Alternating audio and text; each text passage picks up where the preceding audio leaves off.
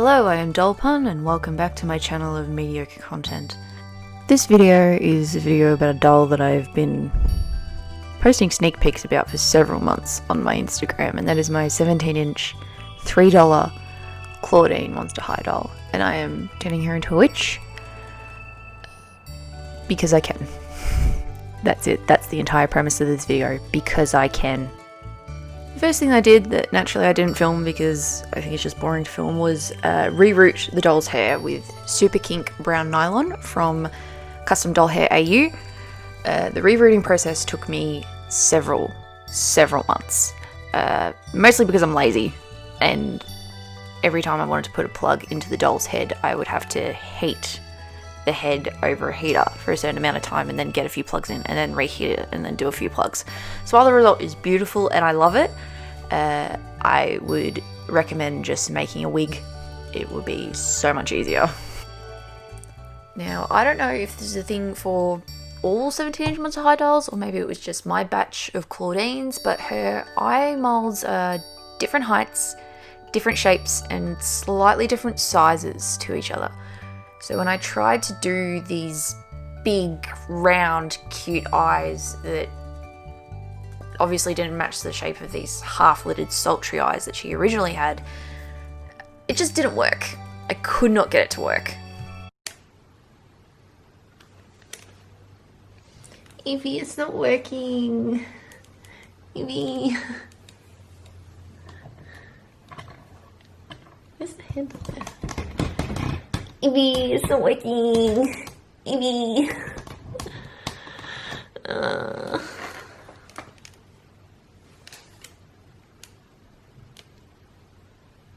Naturally, Evie could not care less about my plight, so I just had to wipe the eyes off and start all over again. Why do you have to do 2 different fucking eyeballs? That is so fucking exhausting. One hissy fit later and I restarted the eyes. I just started following the molds. It took a little bit of finessing because, like I said before, the eyes were 2 totally different sizes. I just had to say to myself, get over yourself, look in the mirror, your eyes are 2 different shapes as it is, it'll be fine if your doll has 2 different shaped eyes, as long as one isn't looking north and the other one's looking east. You'll be fine. This is a mantra I constantly tell myself every time I draw doll eyes. It'll be fine. But if you want some actually helpful advice on drawing doll eyes, I would dare say the focus of the eye that anyone's going to look at is the irises, and that's 2 circles. So they're probably the best bit to focus on getting even, because that'll draw the most attention and people won't notice as much if, say, the eyeliner you do is slightly off. And I say that giving you the advice knowing full damn well that not a single one of my dolls has an even iris. Another piece of advice is just don't stress about it. It'll be fine. It'll all be fine.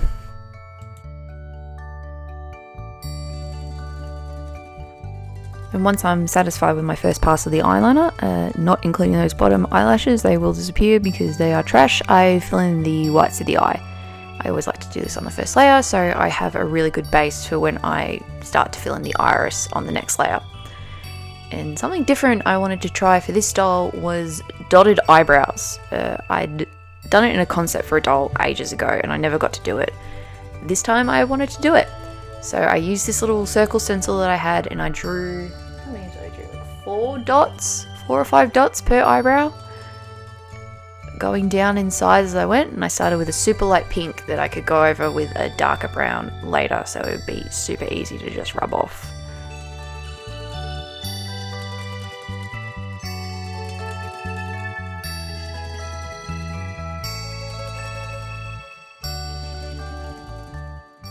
And I'm really happy with that first layer, so I went and sprayed the doll with a coat of Mr. Super Clear.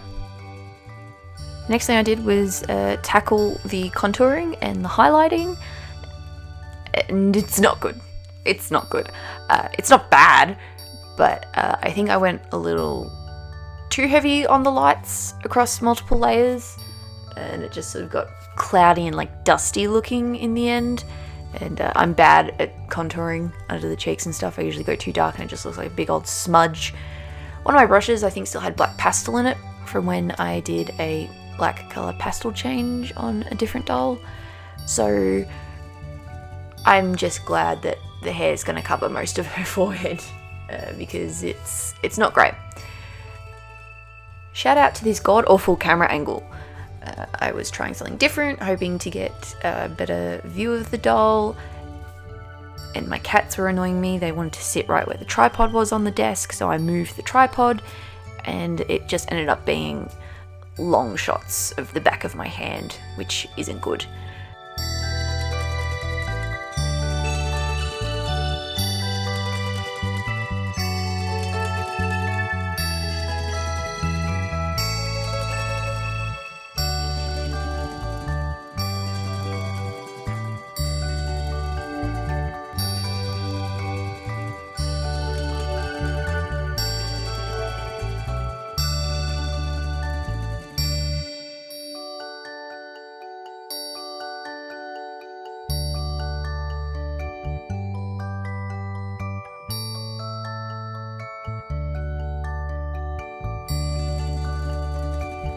And I'm doing my first pass of brown over the eyebrows here, using the stencil again because I didn't trust myself to not screw it up without the stencil, to not make them look like ovals.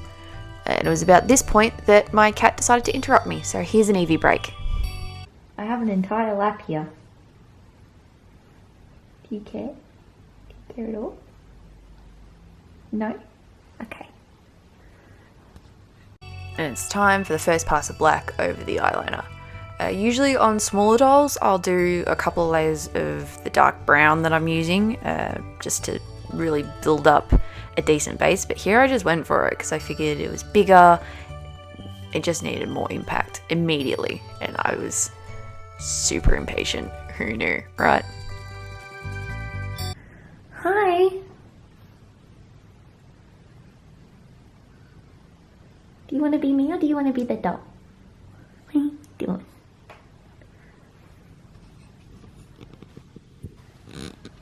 You just draw on it. No, please don't buy her. Don't buy her, Evie. Hi. You're getting snot on her.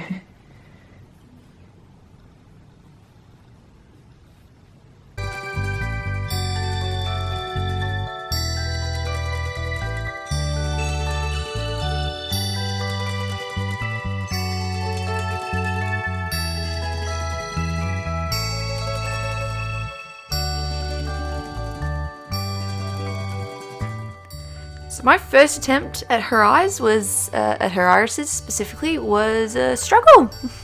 A big struggle.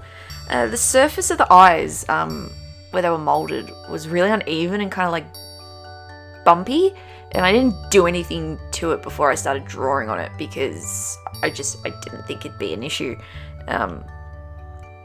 But because the surface was so bumpy, I wasn't getting the smooth fades and transitions that I usually liked in my doll's eyes. Part of the problem with that was the size of the doll as well. It's a lot bigger than the other dolls that I do, obviously. But also the colours, like purple and orange, just don't fade well together. They don't want to, they don't have to, so they simply won't. All that is to say that I was really unhappy with the state of her eyes, so I started over. I obviously wasn't in a position to acetone it or anything because there was 3 or 4 layers of Mr. Super Clear, and that would have been a nightmare, and I was actually happy with her eyeliner and all that. So I painted over the irises with orange acrylic paint in hopes that once I'd done several layers, it would create a smooth base to then draw on. And it worked for the most part. It wasn't as smooth as I would have liked. It wasn't as smooth as, say, the smaller Monster High doll vinyl head. But I also made the decision to transition between the purple and the orange with a dark reddish pink. So it was more like a sunset.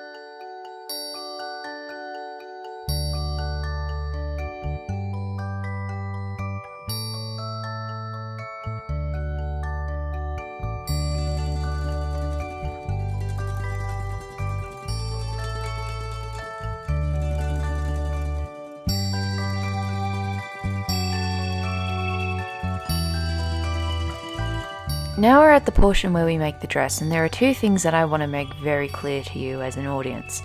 The first one is that I am garbage at sewing, and the second one is that I was straight up planning on ripping this dress off.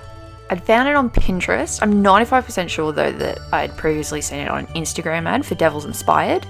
I'll probably never buy anything from their website, but it's a great source of inspiration. I love it. It's beautiful. I couldn't find the specific dress on there because it would have taken me years to dig through every dress that they have, but I definitely recommend checking it out. Now, I didn't do any research as to what patterns were available on Etsy for 17-inch Monster High dolls. I'll freely admit that I didn't do that. But I already owned a couple of delightful patterns that actually suited what I wanted to do perfectly. And I figured the 17-inch dolls are the same proportions as your standard dolls, so I thought I could just scale those patterns up. So after some trial and error, the trial and error being I just printed off the patterns at different scales and then measured them up to the doll, I found out that if I printed the pattern off at 130% from Photoshop, it suited the doll pretty well. Obviously, using a photo that is not the pattern as an example of how to print it, buy the pattern yourself. I'm not showing you anything. And I didn't record me sewing anything because there's a lot of trial and error, and I didn't want to show off pattern pieces or anything like that. But I can show you how I structured the dress, because that was probably the part that was most challenging for me. The petticoat is just one piece of thick lace that I've gathered. The base layer of the skirt is made out of pink satin with a gathered ribbon sewed to the bottom. And then to cover the hem where the ribbon meets the skirt, I sewed on a blue ribbon because the hem was nasty, because again, I'm bad at sewing and this is all hand sewn. And then finally for this layer, I gathered a white lace and sewed it about midway up the pattern piece. Pattern for this part came from Delightful Sundress Pattern, as did the top of the dress. And for the peplum / top layer of the skirt, I used a blue satin and I lined the bottom hem with this really cute pink ribbon. And then I took a different pink ribbon, sewed it to a piece of blue lace, gathered that, and then sewed that onto the peplum so that the bottom of the blue lace lined up with the trimming at the bottom of this pattern piece. And this pattern piece was taken from the top tier of Delightful's medieval corset dress.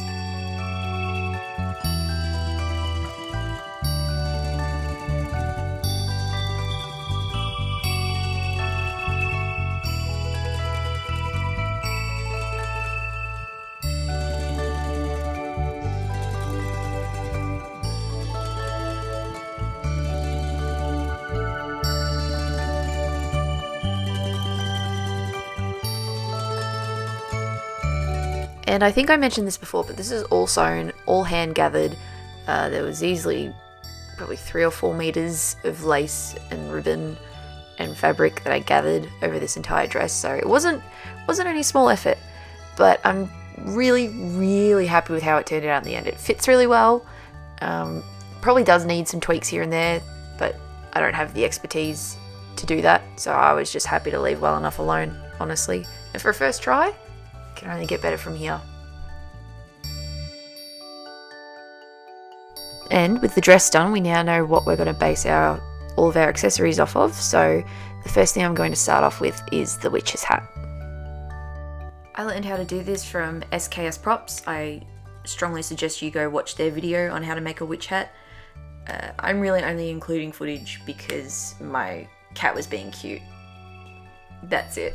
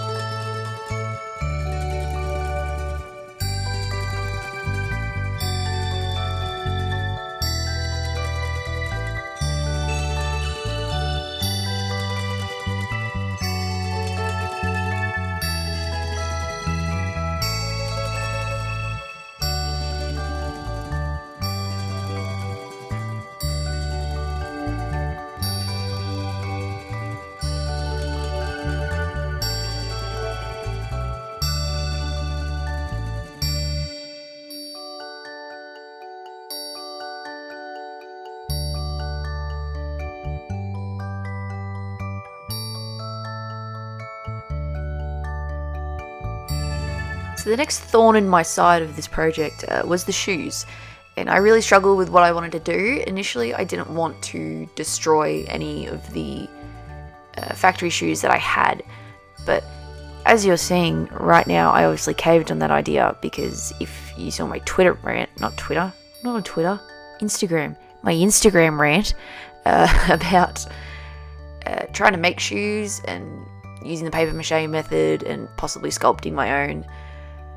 Yeah, that never happened because I'm lazy and broke. So I just caved, figuring I'm never going to use these shoes for anything else. It doesn't matter. I just cut up a pair of Dracula's boots to make them into little booties and painted them, and then followed the sculpting to decide where I wanted to put lace and bows, and using ribbon to imitate socks and to cover cut lines and that sort of thing. So I'm actually really happy with how they turned out in the end. Totally worth destroying a pair of shoes.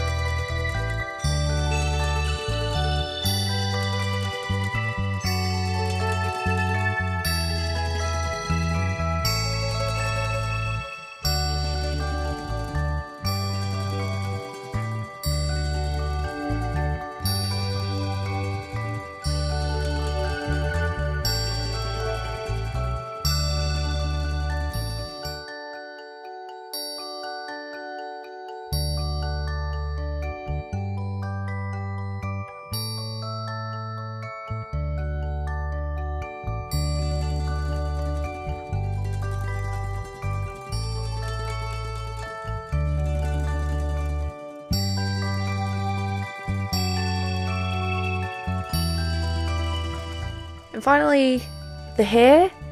I'm not going to dwell on it too much because I really struggled, and I don't think what I've done for the sake of this video and the photos at the end of this video is going to be the final look. I found because the hair was so big that it really clashed with the witch's hat, and I didn't like it, but I took the witch's hat off and I loved the hair. So I might have to rethink the witch's hat later on. Doesn't matter that she doesn't have the witch's hat, she's still a witch because I said she's still a witch. That's kind of how this works. She's my doll. But I just started hacking at it haphazardly, trying to get rid of the really frayed out, clumpy ends, and I managed to shape it to look cute in the end. But yeah, it definitely needs some work. This is a little bit of a to be continued situation.